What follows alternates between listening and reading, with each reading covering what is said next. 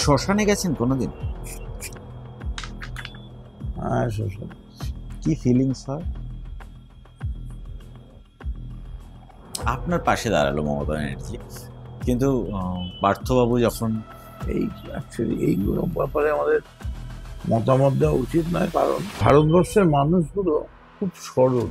স্বাধীনতার পরে সেই লেভেলের নেতা রাজনীতিতে পাওয়া যায়।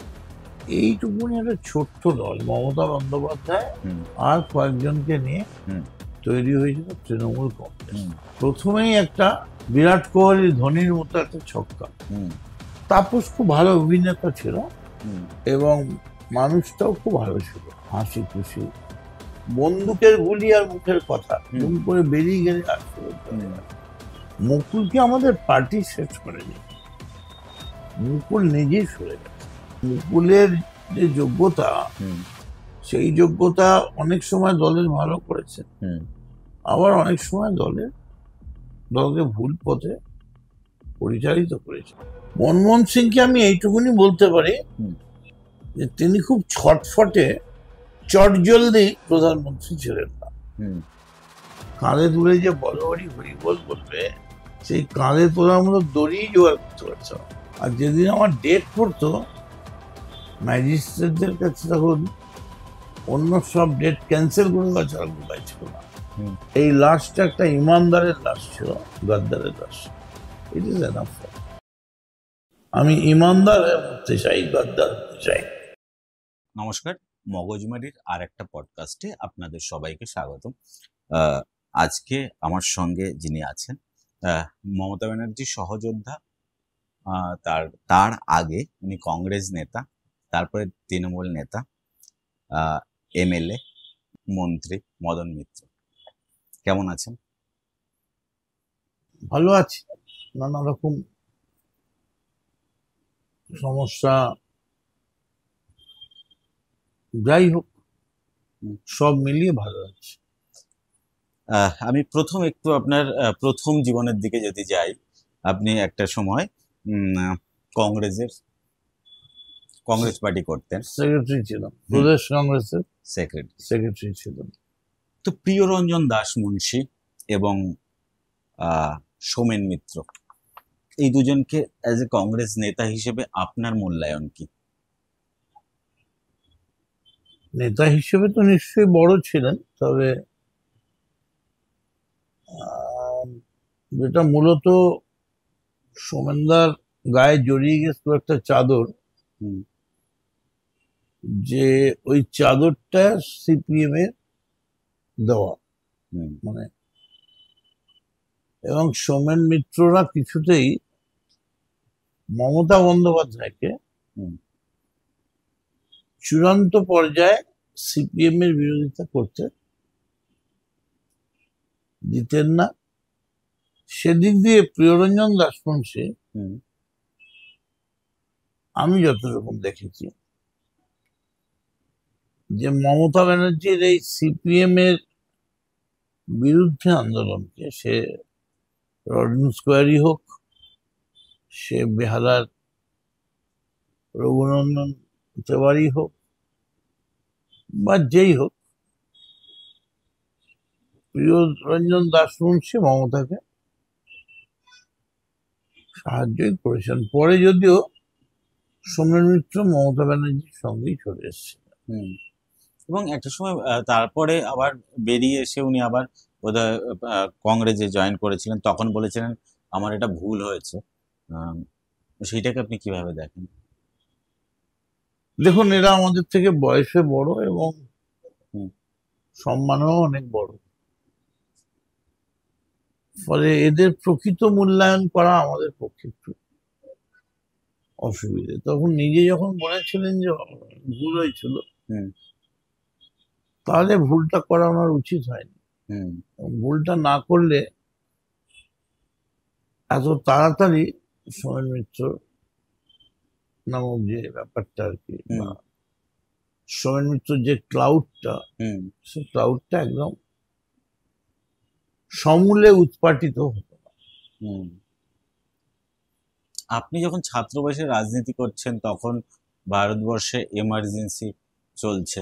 তো এই এমার্জেন্সিটাকে আজকে যদি দেখেন, কিভাবে দেখেন? অত্যন্ত খারাপ। এর থেকে খারাপ জিনিস আর হতে পারে না। অ্যাকচুয়ালি ভারতবর্ষের মানুষগুলো হুম। খুব সরল, হুম। খুব সরল এবং খুব সহজে নেতাদের যে প্রতারণা বা হুম। নেতাদের যে মানুষকে একটা সবসময় চক্রান্তের শিকার করা, হুম। তার মধ্যে মানুষ নিজেদের হাত হারিয়ে ফেলে। যেমন এমার্জেন্সির সময় একটাই সুপার ডুপার হিট হয়ে গিয়েছিল, যে ট্রেন রাইট টাইমে ছাড়ে এবং রাইট টাইমে পৌঁছায়। হুম। ট্রেনের তো রাইট টাইমেই ছাড়ার কথা, হুম। সেই বুঝেই তো রাইট পয়সা নিচ্ছে। হুম। ছোটখাটো ঘটনা। আর একটা ঠিক এমার্জেন্সির আগে আগেই বাংলাদেশের একটা ঘটনা ইন্দিরা গান্ধীকে খুব উচ্চস্থান মানে হুম। জায়গায় নিয়ে গিয়েছিল। সেই অর্থে ভারতবর্ষে মমতা ব্যানার্জিকে বাদ দিয়ে বলছি, হুম। স্বাধীনতার পরে হুম। সেই লেভেলের নেতা হুম। পশ্চিমবঙ্গে বিধান রায়, অজয় মুখার্জি, প্রফুল্ল সেন, বল্লভভাই প্যাটেল, এরকম কয়েকজন বাদ দিলে হুম। পরবর্তীকালে শারদ পাওয়ার, সেই ধরনের নেতা কিন্তু ভারতবর্ষের রাজনীতিতে পাওয়া যায়। মমতা বন্দ্যোপাধ্যায় ব্যতিক্রম। হুম। হুম, আমি আরেকজনের কথা আপনি একটা উল্লেখ করে চলে গেলেন। পশ্চিমবঙ্গবাসী হিসেবে আমরা যতজন মুখ্যমন্ত্রীকে পেয়েছি, বাম দলে হোক, তৃণমূলে হোক বা কংগ্রেসে হোক, একজনের কথা বোধহয় আমরা খুব কম চর্চায় আনি, কিন্তু পশ্চিমবঙ্গের তার অবদান অনেক বেশি রয়েছে, ডক্টর বিধানচন্দ্র রায়। আমি জানি না কেন, সেটা যে কোনো দলই আহ, ওনাকে বড় এড়িয়ে চলেন। না, এড়িয়ে চলেন কথাটা ঠিক নয়। মানে সবসময় চর্চায় আসলে আসেন না। বিধানবাবু এমন একটা চরিত্র, হুম। যিনি চর্বিত চর্চিত হওয়ার উপযোগ্য লোক নন। বিধান রায়কে নিয়ে কারণ আলোচনা তো কখনো ভালো হয় না, বদ আলোচনা হয়। হুম। কাউকে নিয়ে কোনো কথা বলতে গেলে তার খারাপ দিকটাই লোকে বলে। হুম। কোনো দিক দিয়ে বিধান রায় হুম। খারাপ ছিলেন না, হুম। এবং সব দিক দিয়েই যদি সর্বোত্তম বলা যায়, হুম। তাহলে বিধান রায় যা করে গেছেন হুম। সেটাই আজকের পশ্চিমবঙ্গ। হুম। এবং অনেক দেরিতে যদিও হুম। মমতা বন্দ্যোপাধ্যায় আসার পর আবার নতুন করে গাছে আমের মুকুল ধরেছে। আপনার নেতা কে, মমতা ব্যানার্জি না অভিষেক ব্যানার্জি? না, অভিষেক ব্যানার্জি তো আমার খুবই প্রিয়। আর আপনি যদি বলেন যে রাজনৈতিক প্রশ্নে বা the pattern of political procedure, hmm. তাতে অভিষেক ব্যানার্জি নিশ্চয়ই আমার নেতা। কারণ আমি যে পার্টিটা করি, হুম। তার অল ইন্ডিয়ার president Mamata hmm. Bandyopadhyay. The second man of the party is hmm. Abhishek Bandyopadhyay. তাহলে আমি যদি পার্টি করি, হুম।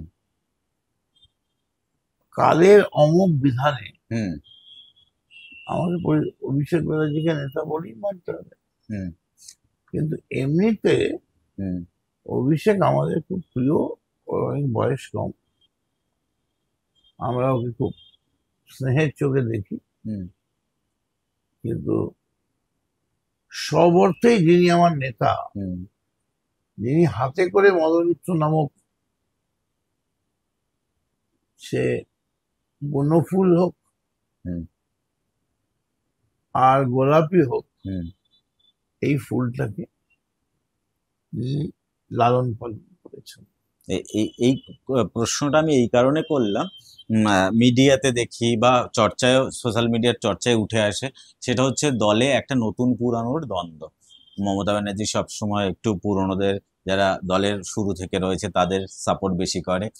অভিষেক ব্যানার্জি অপেক্ষাকৃত যারা নতুন দলে এসছে তাদের। এই দুটো লাইন কি সত্যি সত্যি আলাদা, নাকি এটা শুধু এই বাড়িয়ে চাড়িয়ে বলা বা আলোচনার জন্য এটা? আপনি দলের মধ্যে থেকে আপনি এইটাকে কিভাবে দেখেন? দেখুন, একটা কথা বলি, এইটুকুনি একটা ছোট্ট দল, মমতা বন্দ্যোপাধ্যায় হুম আর কয়েকজনকে নিয়ে হুম তৈরি হয়েছিল তৃণমূল কংগ্রেস। হুম প্রথমেই একটা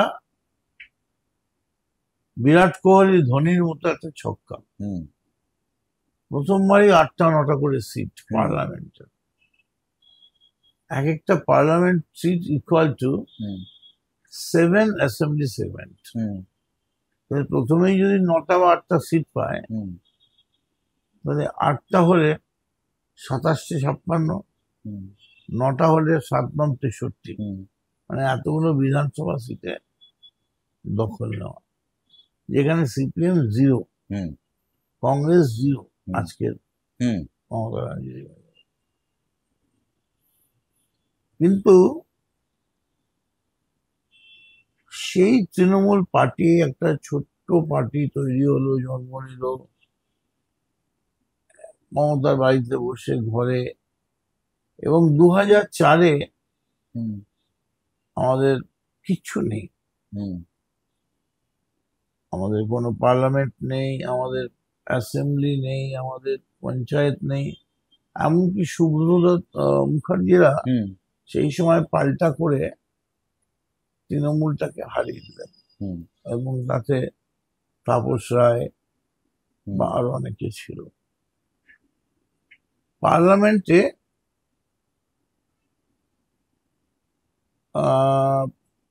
543টার মধ্যে হুম একটা মাত্র তৃণমূল, তার নাম মমতা বন্দ্যোপাধ্যায়, হুম আর কেউ কোথাও ছিল না। তো সেই যে পার্টিটা আস্তে আস্তে ছাতা খুলতে খুলতে খুলতে খুলতে হেলিকপ্টারের মতো হুম একটা বিরাট আকার নিয়ে আজ ভারতবর্ষের 3rd পলিটিক্যাল পার্টি। হুম তো সেই পার্টিতে আলোচনা হতেই পারে, হুম মতান্তর হতেই পারে, মতান্তর হতেই পারে। সবসময় যে সবাই তার গানের সুর নয়। হুম মানে আপনি যদি বলেন যে আমি রবীন্দ্রনাথের একটা গান গাইবো, হুম একই লাবণ্য পূর্ণ প্রাণে প্রাণে সহে, হুম তাহলে যেই গাইবে, ভালো গাক আর খারাপ গাক, হুম নোটেশনটা, ছন্দটা তাকে একই গাইতে হবে, হুম কারণ ওটা গানের সুরের মতো, গানটাই ওইভাবে গাওয়া হয়েছে। হুম কিন্তু পলিটিক্সটা তো কোনো সুরে চলে না, পলিটিক্স কোনো আটঘাট মেনে চলে না। পলিটিক্স একটা খরস্রোতা নদীর মতো, সোজা যাচ্ছে, যেতে যেতে একটা বিরাট পাথরে ধাক্কা খেলো, ডান দিকে ভেঙে গেল, হুম আবার ডান দিকে ধাক্কা গেল, বাদিকে, কিন্তু থেমে থাকে না। আর খরস্রোতা মানে এত স্রোত যে পাথরও তাকে হুম ঠেকিয়ে রাখতে পারে না।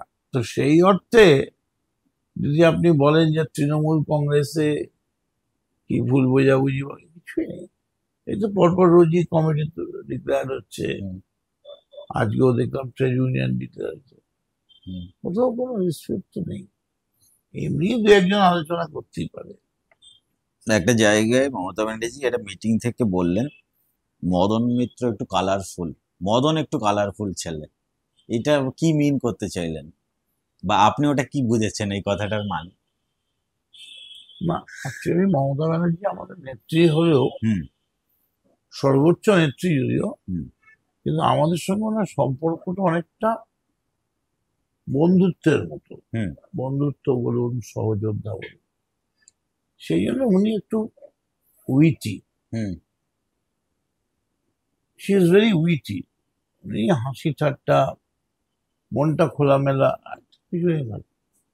তার ইচ্ছে হয়েছে বলেছে, হুম দেখে আমি মনে হয় কোনো কালার জামা পরেছিলাম, আচ্ছা। তো সেটা দেখে হয়তো কালার শুরু হয়েছে। হুম, এর কোনো মানে হয় না, এই কথাগুলোর কোনো মানে হয় না। এই কালারগুলোর মানে হচ্ছে যে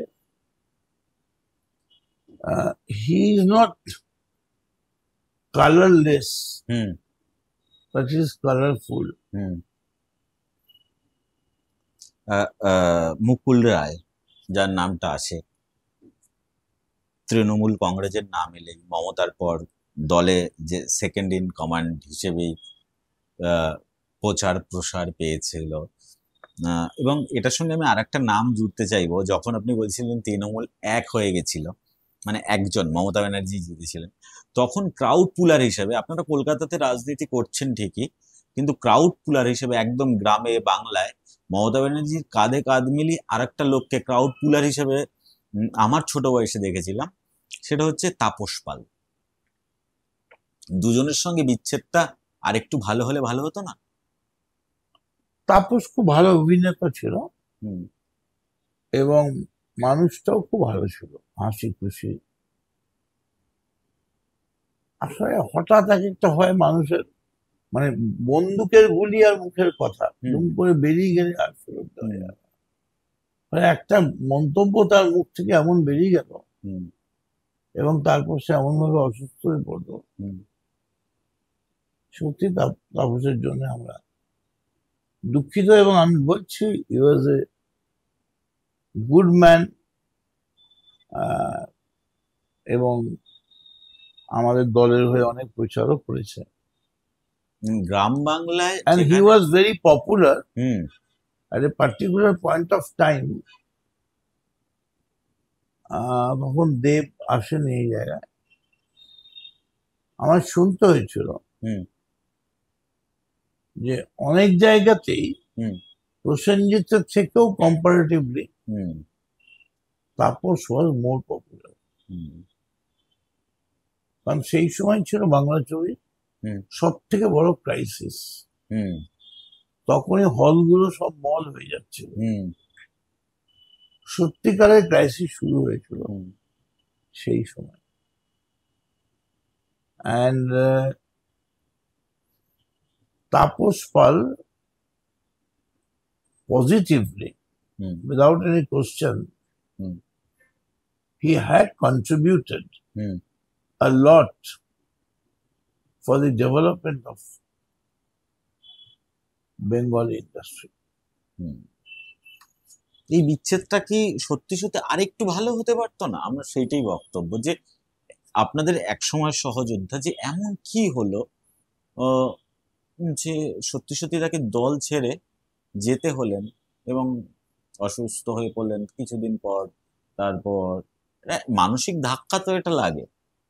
আপনি একটা দলের সঙ্গে ছোটবেলা থেকে, মানে আপনার রাজনীতি জীবন থেকে আপনি শুরু করেছেন, সেইটা কি আরেকটু ভালোভাবে শেষ করা যেত না? একটু রেসপেক্ট, দুতরফাই আর কি। অ্যাকচুয়ালি আমার যেটা মনে হয়, হুম, মুকুলকে আমাদের পার্টি শেষ করেনি, মুকুল নিজেই সরে গেছে। আচ্ছা। কেন সরেছে এর উত্তরটা মুকুল নিজেই দিতে পারবে। And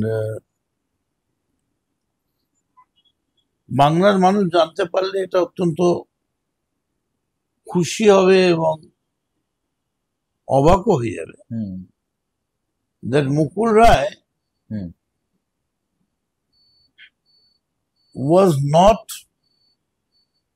at all hmm, even a down to earth worker hmm, of Trinamool Congress. He was not a Trinamool boy. আমি তখন চাকরি করতাম হুম, জেনারেল ইন্স্যুরেন্সে, আমি ইউনাইটেড ইন্ডিয়াতে ছিলাম। আমার অফিসে, I was the ADM over there, আমার অফিসে মুকুল রোজ আসতো।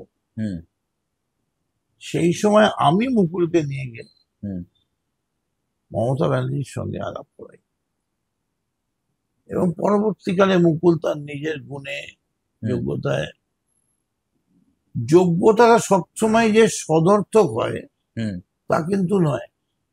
কারণ সব থেকে বেশি যাদের যোগ্যতা আছে হুম, তাদের মধ্যে কিন্তু শয়তানও পড়ে।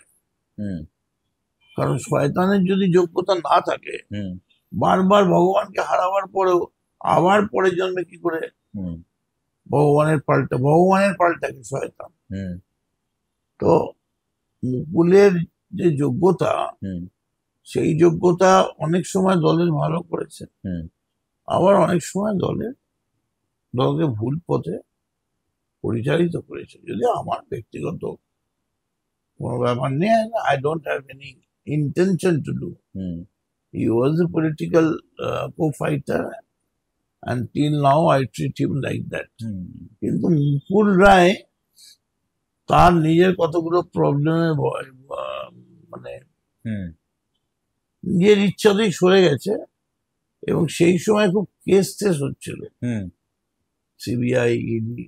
হুম তাতে এখন লোকে বলে, আমি বলি না, যে কয়েকটা জায়গায়, কিছু কিছু জায়গায় মুকুল অনেকটা জানতো বা হুম মুকুলের নামটা ছিল। হুম ইট ওয়াজ ভেরি মাচ দেয়ার, আর সেই জন্য সরে যেতে পারে। এখন ও কেন সরে গেছে হুম এইটুকুন আমি বলতে পারি, মমতা বন্দ্যোপাধ্যায় নিজে কখনো মুকুলকে তাড়াননি, এতটাই ভালোবাসতেন। হুম এমনকি কয়েকদিন আগে, 1-2 বছর আগে হুম হঠাৎ আসার পর হুম তিনি তাকে কিন্তু 21শে জুলাই আবার মঞ্চে তুলে দিয়েছেন, হুম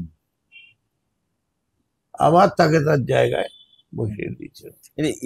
এইটা নিয়ে আমার একটু আরেকটু বিস্তারিত আমি কথা বলবো।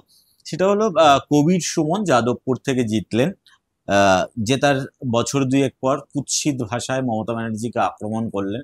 করার পর একটা 21শে জুলাইয়ের মঞ্চে আবার দেখলাম মমতা ব্যানার্জির পাশে কবির সুমন বসে আছেন। শুভপ্রসন্ন মজুমদার এরা কি কথা বললেন, রাস্তায় বেরোলেন আমাদের ভুল হয়েছে বলে। তারপরে আর একটা 21শে জুলাই মমতা ব্যানার্জির পাশে দেখলাম। এই ম্যানেজমেন্টটা মানে কি, এটা কি মানে আজকে বলছি আবার কালকে দেখছি যেটা বলছি তার উল্টো কথা বলছি। এইটা ম্যানেজমেন্ট না, এটা কি, কিভাবে এটা সম্ভব যে আজকে যেটা বলছে ঠিক তার 2 মাস পর বা 4 মাস পর উল্টো কথা বলছে সেই লোক? ম্যানেজমেন্টটা দু রকম হয়। হুম একটা হচ্ছে IIM, hmm Indian institute of management, hmm যেখানে হুম ম্যানেজমেন্ট পড়ানো। হুম আর আরেকটা হচ্ছে ম্যানেজারি, হুম ম্যানেজ করা। হুম সেই ম্যানেজটা একদম ফুটপাথ লেভেলও ম্যানেজ হয়। হুম মুদিখানা তো যে মুদিখানা মুদি চালায়, হুম সেও ম্যানেজ করেই চালায়। হুম কোন সময় কোন মালটা, এই মালটা 2 টাকা দাম, এটা 3 টাকা দাম, হুম বলবো এই মালটা নেই, এই মালটা এসছে। হুম সো ম্যানেজিং, হুম ম্যানেজারি হুম এবং ম্যানেজমেন্ট, হুম স্টাইল আর মুখশ্রীর, হুম স্টাইল আর ফ্যাশনের যেমন তফাৎ, হুম মুখ আর মুখশ্রী তেমনই তফাৎ। হুম আমার কথা নয়, রবীন্দ্রনাথের কথা। What is the difference between style and fashion? Hmm what is style and what is fashion? চট করে লোকে বুঝতে পারবে। তেমনি এই যে আমরা কথা বলছি, আমি ম্যানেজ করে বলছি হুম যে এখন কেউ আসবে না, ঢুকবে না, ধাক্কা মারবে না, হুম চলো ঠিক আছে, এখন কেউ আসবে না। But to control the entire situation, hmm একটা ম্যানেজমেন্টের ক্লাউড দিয়ে, hmm that is different. Krishna Menon was hmm he was a part of management. যখন ওকে সরিয়ে দেওয়া হয়েছিল হুম তখন নেহেরু বলেছিলেন, hmm any chair is too small for hmm Krishna Menon. কঠিন সময়, ইন্ডিয়া পাকিস্তানের যুদ্ধ, চায়না যুদ্ধ,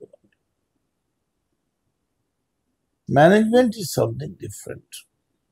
আমরা কি মনমোহন সিংকে তার প্রপার কাজের মানুষ হিসেবে বা রাজনীতিবিদ হিসেবে বা দেশের 10 বছরের প্রধানমন্ত্রী হিসেবে ঠিকঠাক অ্যানালাইসিস করতে পেরেছি আজকে যেখানে আমরা দাঁড়িয়ে আছি তার অ্যাসপেক্টে? মনমোহন সিংকে আমি এইটুকুনি বলতে পারি, হুম যে তিনি খুব ছটফটে, চটজলদি প্রধানমন্ত্রী ছিলেন না। মানে এক কথায় আরো ভালো বলা যেতে পারে, he was not a mad prime minister, মানে পাগলা প্রধানমন্ত্রী ছিলেন না। প্রত্যেকটা জিনিসের মধ্যেই একটা সুস্থতা, ভদ্রতা চিহ্নিত করে তারপরে মনমোহন সিং এর টাইমে খুব ক্রুশিয়াল গেছে ভারতবর্ষের, কিন্তু তার যোগ্যতাতেই বলুন আর যে কোনো কারণে বলুন, সেই ধরনের বিশাল গন্ডগোল কিন্তু হয়নি। কারণ তার আগেই রাজীব গান্ধীর মৃত্যু, তার আগেই আপনার 91 অত বড় ঘটনা, 92 একদম শুরু ওনার সেই সময়তেই 6ই ডিসেম্বর রাম মন্দির ভাঙা। আজকে তো সব মানে বলা যেতে পারে মনমোহন সিং দেশের হাই প্রোফাইল যত ঘটনা বা মানে প্রবলেম ছিল সেগুলোকে অনেকটা অ্যাড্রেস করেছেন, লাই ডাউন করে দিয়েছিল, ডাউন করে দিয়েছিল। এই যে সন্ধেবেলা নিউজ চ্যানেলগুলোতে বড় একটা ক্যাওয়াজ বা নয়েজ তৈরি হয়, কেউ কাউকে স্পেস দিচ্ছে না, চিৎকার চেঁচামেচি, খিস্তি খেউ, এটা রাজনীতিতে কি এটা কি বাদ দেওয়া যায় না? না, এটা আসলে বাদ দেয় না। আপনি তো নিজে একজন পডকাস্ট চালান, তা আপনি নিজেকে এই কথাটা আপনার শুনতে হবে। যেমন আপনাদের কথা পলিটিশিয়ানরা শোনে, যে এই যে আপনার রোজ সন্ধ্যাবেলা এই ওয়ার্কশপটা করেন, আমি আপনাকে টানা 15 দিন দেখিয়ে দেবো একজনই ভদ্রলোক বা একজনই ভদ্রমহিলা, তিনি প্রথম দিন বসলেন গো প্রযোজন নিয়ে, মাদার ডেয়ারিতে কি করে গো প্রযোজন করা হয়। তারপরের দিন দেখলাম তাকে অ্যাটম নিয়ে আলোচনা করতে। আচ্ছা। তারপরের দিন মহিলাদের শারীরিক সমস্যা। তারপরেই দেখলাম আন্তর্জাতিক রাজনৈতিক বিশেষজ্ঞ। আচ্ছা। তারপরের দিন দেখলাম জঙ্গি কি করে ধরা যায়। মানে একই লোক 15টা সাবজেক্টের উপর বসছে, কামান কি করে চালাতে হয়, ড্রোন কি করে চালাতে হয়, মিসাইল কি করে চালাতে হয় বলছেন। তারপরের দিনই দেখলাম কি করে পার্লারে স্পা নিতে হয়, কিরম ভাবে স্পা নিলে ভালো হবে স্পাটা। তো এইগুলো করে কি হয়েছে, মানুষের কাছে খুব খেলো হয়ে গেছে। আমরা কাল একটা মিছিল করলাম, মমতা ব্যানার্জি বলেছিলেন কোন স্লোগান না দিয়ে সৈনিকদের উদ্দেশ্যে আমারও ছবি রাখবে না, কিচ্ছু রাখবে না। নেতাজি, গান্ধীজি, রবীন্দ্রনাথ, বল্লভভাই প্যাটেল, এদের, আবুল কালাম আজাদ, এদের ছবি রাখবে। এবং আমরা সঙ্গে এনসিসি নিয়েছিলাম, স্কুলের মেয়েরা যারা প্যারেড ট্যারেড করে তাদের নিয়েছিলাম। আমি অবাক হয়ে দেখলাম, যেদিন আমি ইলেকশনে জিতেছি, মন্ত্রী হয়েছি, সেদিনও মানুষ এইরকম ভাবে ভেঙে পড়েনি। আপনাকে মনে রাখতে হবে যে বিকেলবেলা 4:30-5টার সময় প্রচন্ড গরম, এবং মানুষগুলো এমন ভাবে ঝুঁকে পড়ছিলেন, আমরা হাত দিয়ে তাদের কাছে বলছিলাম যে ঠিক আছে। এই নয় যে আমরা ফুল পৌঁছে দিয়েছিলাম, ওতে ফুল ছুড়বেন। Everything was spontaneous. এবং এটা আমি বুঝলাম যখন শেষ হলো, তখন 4 জন আমাকে এসে বললো, দাদা মিলিটারি এসছে। তা আমি তাদের বললাম, তোমরা একটা কাজ করো, ওনারা বোধহয় কোনো ইনফরমেশন নিতে এসছে যে কি করছো, কোন রুট দিয়ে গেলে, কারা ছিল। এটা হতে পারে, কারণ ওখানে খুব বড় একটা আছে দক্ষিণেশ্বরে, খুব বড় একটা আর্মি ক্যান্টনমেন্ট রয়েছে। তখন না আপনাকে ডাকছে, আমি গেলাম। জিতে আমি দেখলাম ওরা একেবারে আর্মি কায়দায়, মিলিটারি কায়দায় তারা অ্যালার্ট করে সাবধান স্লোগান দিয়ে তারপর যেভাবে স্যালুট দিল, আমার নিজের মনে হচ্ছিল আমি বোধহয় কোনো মিলিটারি যোদ্ধাদের মহড়ার মধ্যে এসে পড়েছি। এবং আমি তাদের হাতে ফ্ল্যাগটা খুলে মুড়িয়ে তাদের হাতে দিলাম, এবং যেভাবে তারা পিছিয়ে গিয়ে তারপরে ওটা গ্রহণ করলো, এবং যেভাবে অভিবাদন করে আবার ব্যাকফুটে চলে গিয়ে ঘুরে গিয়ে পেছনে হাঁটতে হাঁটতে স্মার্ট মানে মার্চ করতে, একটা মানে 5 মিনিটের মধ্যে মনে হলো যেন একটা সিনেমার শুটিং হচ্ছে, একদম মানে হঠাৎ। আর তার পেছনে এনসিসি ছেলেরাও তাই করছিল, মানে হঠাৎই যেন একটা দেশপ্রেমিক এক ঝলক মশালের সেই তীব্রতা, মশালের সেই আগুন যেন আমাদের সকলকে ছুঁয়ে দিয়ে গেল। অর্থাৎ এইসব করতে গেলে স্পন্টেনিয়াস, যেটা স্পন্টেনিয়াস হয় তার আনন্দ একটা আলাদা, আরেকটা হচ্ছে অর্গানাইজ করা, সব ঠিকঠাক করা, কে কোথায় দাঁড়াবে, কে কিভাবে যাবে, ডিরেকশন দেওয়া সিনেমা আর কি। ওইটা করা রিচার্ডসনের হঠাৎ একটা ব্যাগ ভরিতে গলি মেরে দেওয়া, দুটোর মধ্যে তফাৎ আছে। আপনার কথায় দেশপ্রেম কি, এবং আপনার ভাষায় দেশপ্রেম আর শুভেন্দু অধিকারীর দেশপ্রেম, এই দুটো দেশপ্রেমের পার্থক্য কি? আমি এইটুকুনি বলতে পারি যে আমি ছোট থেকে আমি স্কাউট করেছি, এনসিসি করেছি, এবং আমি বহু প্যারেডে অংশগ্রহণ করেছি। আমি স্কাউটদের জ্যাম্বরি অ্যাটেন্ড করেছি, 1 লক্ষ ছেলে মেয়ে এসেছিল। আমি রেগুলার প্যারেড করেছি, রেগুলার স্কাউটদের সঙ্গে পাড়ায় বিভিন্ন জায়গায়। দেশপ্রেমটা একটা ফিলিংস, একটা হৃদয়ের স্পন্দন। এটা কে কত ভালোবাসে এটা ওই আতস কাঁচ দিয়ে দেখা যায় না। আমি এইটুকুন বলতে পারি, আমি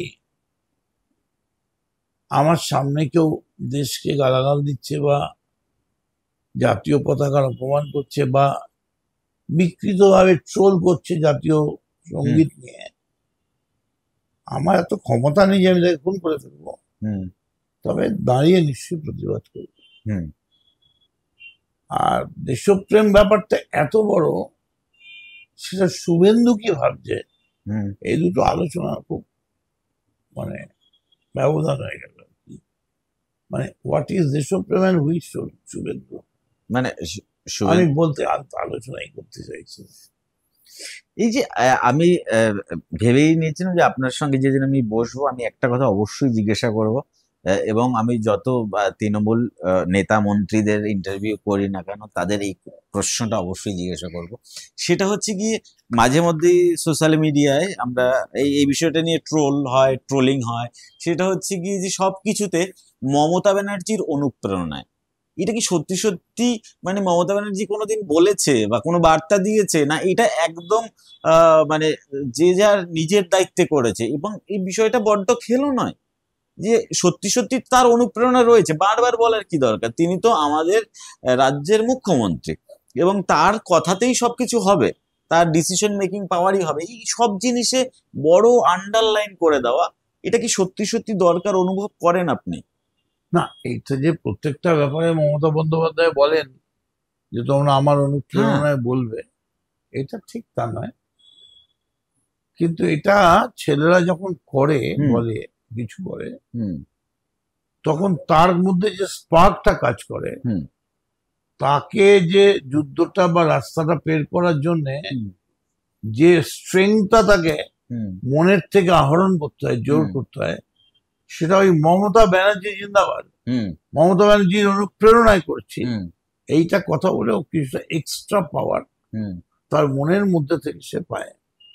এবং দেখবেন যারা পুজো আচ্ছা করে, হুম যারা জগন্নাথের পূজারী, হুম যে কোনো কথা বলেই জয় জগন্নাথ, হুম এটা তাদের মনে হয় যে একবার জয় জগন্নাথ বললে হুম আমার ভালো হবে। হুম ঠিক তেমনি মমতা ব্যানার্জির অনুপ্রেরণায় ব্যাপারটা এরকম হয়ে গেছে হুম যে মমতা ব্যানার্জির নামটা নিলে বা একবার অনুপ্রেরণাটা বললে হুম নিজেদেরও স্যাটিসফ্যাকশন হয়, লোকের কাছেও নিজেকে আইডেন্টিফাই এক্সপোজ করা যায়। আর যদি মমতা ব্যানার্জির অনুপ্রেরণায় বলে, হুম তাহলে খারাপই বা কি হলো, ভুলই বা কি হলো? না, টেকনিক্যালি তো কোনো ভুল নেই। না, ভুল নেই, কিন্তু উম, আপনি আমার থেকে ভালো বুঝবেন নিশ্চয়ই, আপনি ভেবে দেখবেন। এটা বারবার বলাতে কিছু লোকের খারাপও লাগে, উদ্বেগও তৈরি হয়। আমি আমি চাই না সব জিনিসের সঙ্গে কোথাও একটা বাস স্ট্যান্ড আবার হচ্ছে। যত ধর্ম প্রচারক দেখবেন, হ্যাঁ গুরুদেব স্থানীয় হ্যাঁ অবতার, তারা হ্যাঁ বারবার বলছেন হ্যাঁ অবিরাম নাম করো, হ্যাঁ সারাদিন নাম করো, হুম অখণ্ড নাম করো। হুম আমরা তো অনুপ্রেরণাটা যখন কিছু করি তখন বলি, হুম কিন্তু যারা পুজো আচ্ছা করে তারা বলে ভাঙবেই না, বলেই চলো হরে কৃষ্ণ হরে কৃষ্ণ হরে। ওই যত নাম করবে তত শুদ্ধ হবে।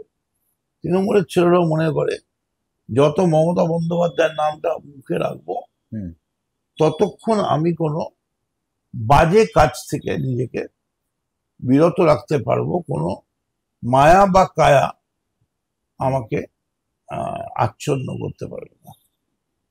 মন্ত্রী হিসেবে আপনার মূল্যায়ন আপনি কিভাবে করেন? আমার আমার দেখা দুটো জিনিস, মানে এক হচ্ছে গিয়ে অটোতে 4 জন ফিক্সড করা, এটা বোধহয় আপনি করেছিলেন। এবং হচ্ছে গিয়ে সব মিটার, সব ট্যাক্সিতে মিটার লাগানোর যে বিষয়টা শুরু আর হয়েছিল। অটো রিফিউজাল লেখাটা, হ্যাঁ, এবং নো রিফিউজাল। হ্যাঁ, নো রিফিউজাল।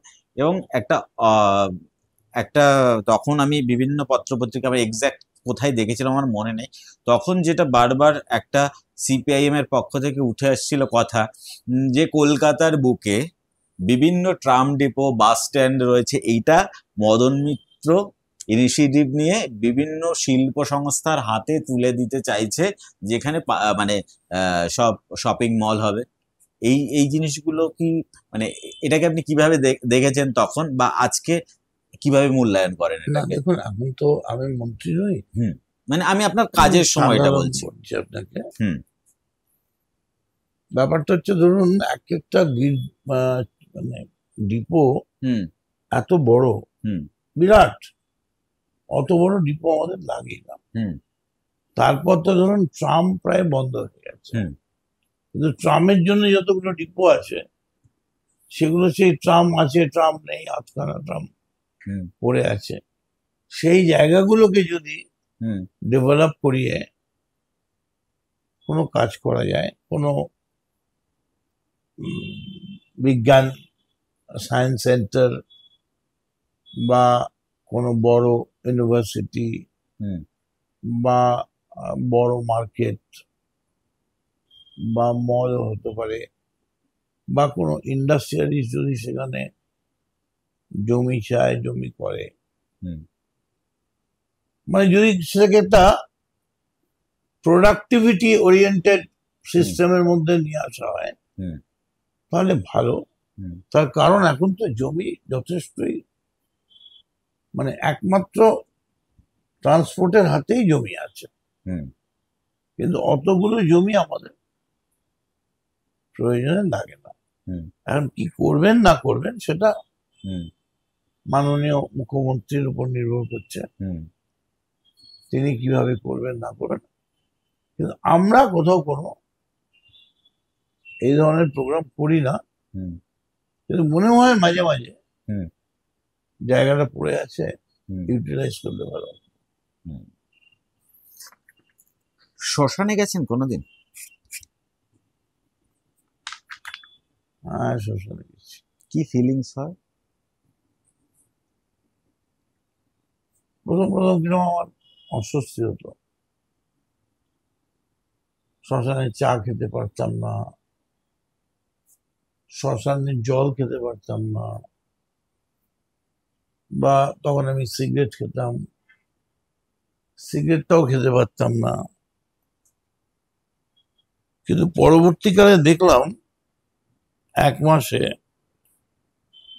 প্রায় 25 দিন শ্মশানে গেছি, 30 দিনের মধ্যে। তখন দেখলাম অটোমেটিক্যালি ওই শ্মশানের গোল ঘরে সবার সঙ্গে বসে এবং খুব কমফোর্টেবলি 1 ভাঁড় চা, একটা সিগারেট খেলাম, কোনো ফিলিংস হলো না। তার আগে কি হতো, একটা জড়তা বা একটা মানুষ মারা গেছে, তারপরে আরো নানা রকম তার বাড়িতে কান্নাকাটি দেখেছি, এইসব মিলিয়ে একটা ফিলিংস হতো যে এখন একা বসে থাকলেই ভালো। কিন্তু পরে দেখলাম যে এই ফিলিংস গুলোর কোনো মূল্য নেই। যদি আমরা না যাই তাহলে কাজটা কে করবে? কত মানুষ আছে যে মারা গেছে তার কেউই নেই, কাঁধে তুলে যে বড় হরি হরিবোল বলবে, সেই কাঁধে তোলার মতো দড়ি জোগাড় করতে পারছে না। এবং আমি বলতে পারি আমাদেরই জীবনে বোধহয় আমরাই লাস্ট। যদি 100টা মৃতদেহ শ্মশানে নিয়ে গিয়ে থাকি, তার মধ্যে অন্তত 80টা কাঁধে করে নিয়ে গেছি, এবং আমাদের প্রজন্মই লাস্ট। এই কাঁধে করে নিয়ে যাওয়ার মধ্যে অনেকে এটা ঠাট্টাও করতো, স্লোগান দিত, মানে মজা হতো। কিন্তু কাঁধে করে নিয়ে যাওয়ার মধ্যে যে একটা নীরবতা, নিস্তব্ধতা এবং একটা সম্মান ক্যারি করা যায়, সেটা আমরাই লাস্ট। ইদানিং তো আর সবই যন্ত্রচালিত, তুলে ঢুকিয়ে দিচ্ছে। আমরাই কাঠ জোগাড় করে 4 ঘন্টা 5 ঘন্টা দাঁড়িয়ে, বৃষ্টি এলে কাঠ ভিজে গেলে, নিভে গেলে আগুন, সেই আগুনকে জ্বালানো বড্ড গন্ডগোল ছিল। বাইরে থেকে চুল্লির কাঠ জোগাড় করে নিয়ে এসে তাকে আবার ভেজানো, আবার কেরোসিন দেওয়া, আবার পেট্রোল দেওয়া, মানে ইট ওয়াজ এ টাফ গেম। এখন তো সবই চুল্লিতে ঢুকে দেওয়া। কোন মানুষটা না থাকলে মদন মিত্র হতো না? বলা মুশকিল। মানে আপনি আজকে যেখানে আছেন, একটি মাত্র লোক, যে লোকটি আপনাকে এই মদন মিত্র হওয়ার পিছনে তার একটা বড় অবদান। তো নিশ্চয়ই ঈশ্বর মেন। ভালো হই খারাপ হই সবটাই ঈশ্বর। আর তারপর পরবর্তীকালে আরো পরপর নেতা এসছেন, রাজনৈতিক নেতৃত্বের সঙ্গে এসছেন। মমতা বন্দ্যোপাধ্যায়, তিনি আমায় এমএলএ করেছেন, মন্ত্রী করেছেন, নমিনেশন দিয়েছেন, ফলে তিনি আমায় তৈরি করেছেন, এটাই এক কথায় বলা যায়। বাবা মদন মিত্র আর দাদু মদন মিত্র, এই দুটো সময়কে আপনি কিভাবে দেখেন? বাবা হিসেবে নিজেকে কিভাবে দেখেন, আর দাদু হিসেবে নিজেকে কিভাবে দেখেন? অ্যাকচুয়ালি আমার তো অনেকে জানতোই না। যখন আমি ছাত্র প্রেসিডেন্ট শারদ পাওয়ারের দলের প্রিয়রঞ্জন দাস মুন্সিদের সঙ্গে, স্টেট প্রেসিডেন্ট, প্রদেশ কংগ্রেসের সেক্রেটারি, যুব কংগ্রেসের কংগ্রেস আই মানে মেন পার্টি, মমতাও তখন সেই পার্টিতেই, সেই যুব কংগ্রেসের সাধারণ সম্পাদক, মাসে 30 দিনই পায়ে হেঁটে মিছিল করেছি, অফিসে সই করতে যেতে পারিনি। তখনও আমি অফিসে খুব রেসপন্সিবল জায়গায় চাকরি করতাম। এটা চাকরি করতাম একটা কারণে, যে এটা আমাদের তখন বুঝতে হতো, মানে আমাদের হুম মানতে হতো, বুঝতে হতো, এবং আমি বুঝতে পারতাম যে চাকরি করে রোজগার না করলে, মাসান্তে মাইনে না আনলে, বউ বাচ্চার খরচ, স্কুলের খরচ, হুম এগুলো মেনটেন করা যাবে না। হুম আর আমাদের মেনটেনেন্স বলতে, আমরা তখন কোথাও যেতে মোটর বাইক ইউজ করতাম, ম্যাক্সিমামই কাউকে বলতাম মোটর বাইকে ছেড়ে দে। আর আমার মনে আছে আমি যখন চাকরি করতাম, হুম আমি 2 টাকা নিয়ে বেরোতাম। আমার বাড়ি ভবানীপুরে, আমার অফিস জীবনদ্বীপে, বাস ভাড়া হিসেবে। হুম কিন্তু বাস ভাড়া হিসেবে ওটা 2 টাকা না লাগিয়ে, ওটা একটা সিগারেট কিনে হুম টানতে টানতে অফিসে পৌঁছে যেতাম, হুম ভবানীপুর থেকে জীবনদ্বীপ। কারণ ওটা আমার কাছে অনেক বেশি কমফোর্টেবল ছিল। আর যদি বলেন যে বাবা হিসেবে, যদি আমি চাকরি না করতাম তাহলে খাওয়াবে কে, কোত্থেকে খাওয়া আসবে? এখন বরং, তবু তো এমএলএ, আমি একটা এমএলএ মাইনে পাই, ভাতা পাচ্ছি, তারপর আমি যে আরো চাকরি করতাম সে ভাতা পাই।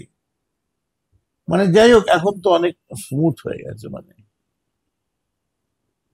প্রাচুর্য নেই, হুম এক্সট্রা ভ্যাকেন্সি নেই, হুম কিন্তু প্রয়োজনের মুঠো চালটা আছে, কিন্তু আমার সময় ছিল না। আর দাদু মদন মিত্র? ঠিক আছে, ভেরি চার্মিং। আমি একটু অন্য প্রসঙ্গে আসি এখন। কোয়েশ্চেন তো আমার অনেক রয়েছে। সেটা হচ্ছে কি যে আপনার একটা লম্বা আইনি লড়াই, বিষয়টা ছিল। আমার শুধু সেই আইনি লড়াই নিয়ে আমার কোনো বক্তব্য নেই। দুটো জিনিস, আপনি যখন জেলে ছিলেন সেই সময় এই যে ফাইট করার সাহসটা বা এই আইনি লড়াইটা তো একটা লম্বা সময় ধরে চলবে, তো ওই আপনি ফাইট করার সাহসটা কোথা থেকে পেয়েছেন? এবং এই যে তখন নিঃসঙ্গ মনে হতো, এই এই দল দল দলে যে লোকগুলো আপনাকে একটা সময় উম, আপনার পিছনে লাইন দিয়ে মিটিং মিছিল করেছে, সেই লোকগুলোই যখন কোশ্চেন করেছে, নিজেকে কিভাবে সামলেছেন এবং এই লম্বা সময়টা জেলে যখন কাটিয়েছেন না, আপনি? একটা ব্যাপারে আমি একটু আপনার সঙ্গে দ্বিমত পোষণ করছি। হুম আমি যখন গ্রেপ্তার হয়েছিলাম, হুম I was the first victim hmm in a country of 140 crores. হুম 140 কোটির দেশে আমি প্রথম ভিকটিম ছিলাম। তো স্বভাবতই হুম সারা দেশ, পৃথিবীর নজর ছিল আমার উপরে। হুম কিন্তু আমাকে কেউ কখনো কালো পতাকা বা ইট ছোড়া এসব হয়। হুম আর যেদিন আমার ডেট পড়তো, ম্যাজিস্ট্রেটদের কাছে তখন অন্য সব ডেট ক্যান্সেল করে দেওয়া ছাড়া কোনো উপায় ছিল না। হুম কারণ 20 থেকে 30 হাজার করে হুম অ্যাভারেজ লোক যেত, হুম এবং সামনে যা গাড়ি পেতো এ করতো, জ্বালাতো। তারপরে আমায় কয়েকদিন বারণ করে যে ওদেরকে বুঝিয়ে বল যে গাড়িগুলো ওরা জ্বালাচ্ছে সেগুলো সরকারের গাড়ি, আমাদের পশ্চিমবঙ্গ সরকার। ফলে আমার ধারণাটা তখন, হুম মানে জেলের মধ্যে যে কোনো অন্যরকম ধারণা হয়।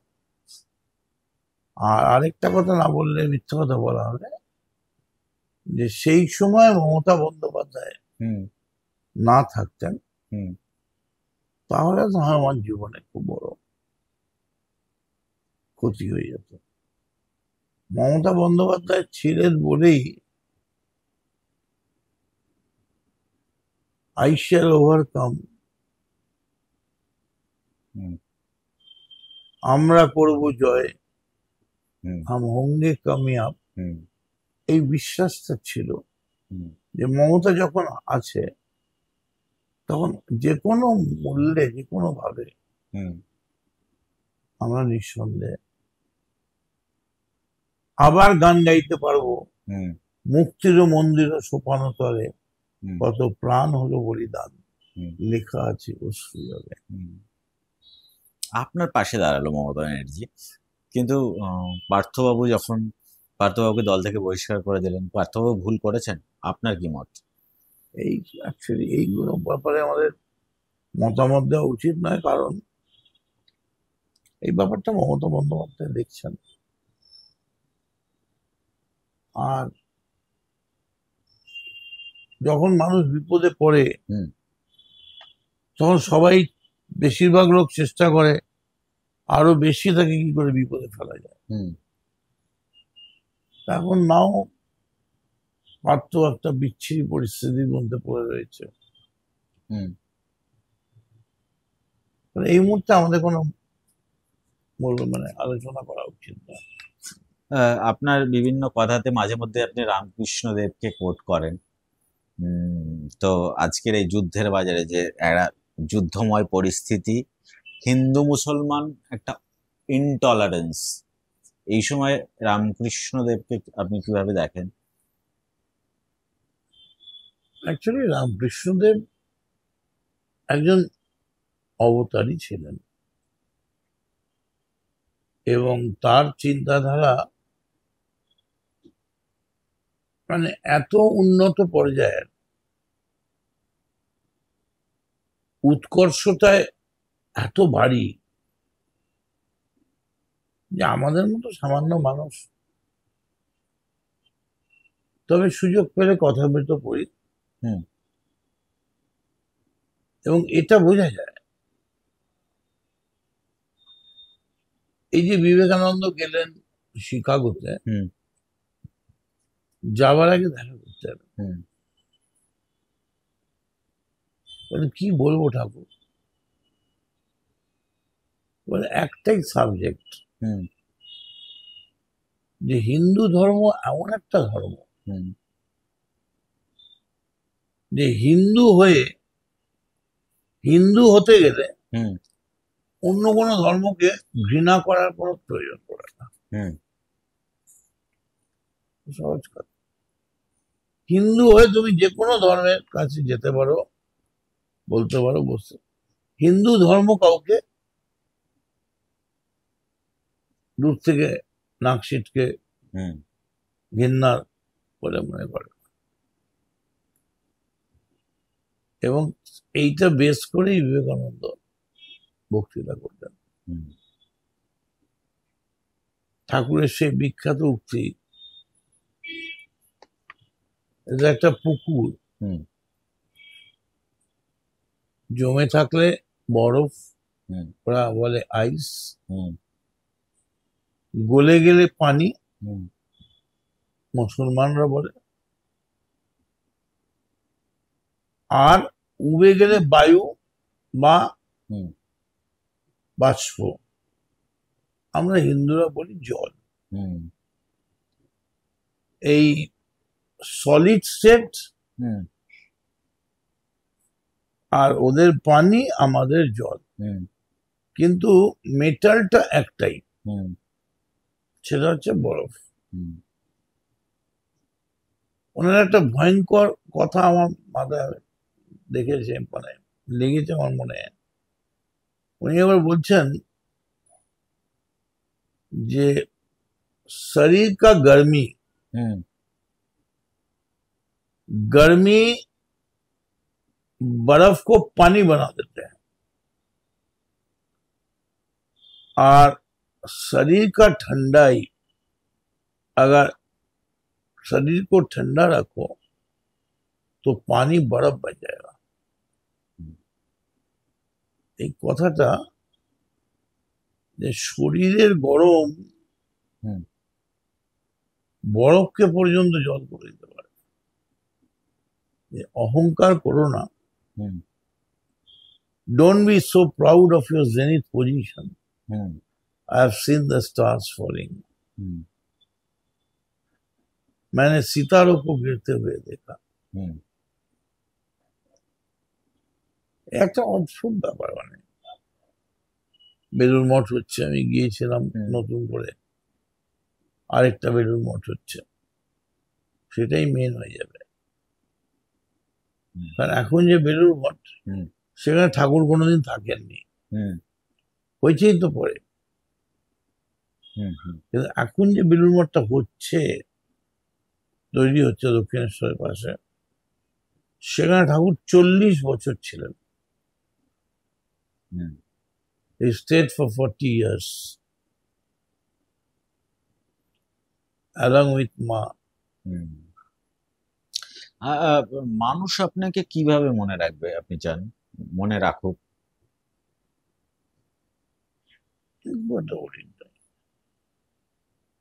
তবুও তো আপনার হয় না যে মানুষ আমাকে এইভাবে মনে রাখুক, না, এই মন্ত্রী, নেতা, বা আমাকে শুধু মানুষ হিসেবেই মনে রাখুক?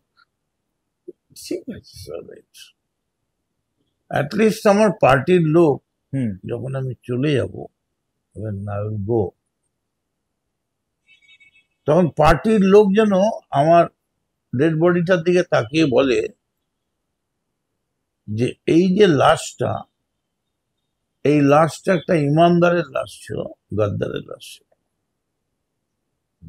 It is enough for. আমি ইমানদার হয়ে মরতে চাই, গাদ্দার হতে চাই না। আজকের রাজনীতিতে একটা জিনিস না থাকলে আপনি খুশি হতেন, সেই জিনিসটা কি? ধান্দাবাজি।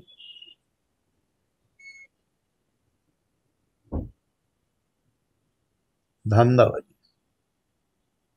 আমি মোটামুটি যা কোশ্চেন করব তার মোটামুটি খানিকটা আরো সময় পেলে ভালো হতো। একটা আলোচনায় তো এই প্রশ্ন এত কথা শেষ হবে না। তো আশা রইল আবার কোনো একটা আড্ডায় আপনার সঙ্গে বসবো। এইটা থেকে এই পডকাস্টটা লোক দেখার পর বিভিন্ন কোয়েশ্চেন করবে, সেটা নিয়ে যাতে আমরা অন্য আর একটা পডকাস্টে আলোচনা করতে পারি। শুধুমাত্র নেতা বা রাজনীতির কচকচানি নয়, একটা মানুষ কিরকম, তার পরিবার, তার নেতা, তার রাজনীতি জীবন, সবটা নিয়ে আমরা কথা বললাম।